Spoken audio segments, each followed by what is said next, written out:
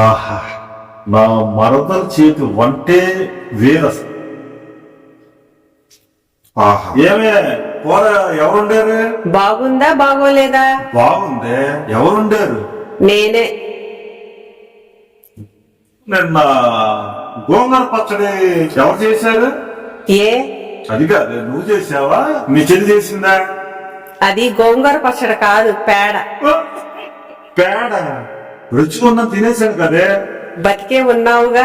వంటేమో బాగా దాంతోనే చేయించదు. ఇంతకీ మీ చెల్లి అక్కడే ఎందుకు? తోడుగా ఉంటుందని. ఏంటి మా చెల్లి గురించి అంత ఆరా తీస్తున్నావు? ఏమైందే? నీ మొహానికి నా చెల్లి కావాలా? అది కాదే.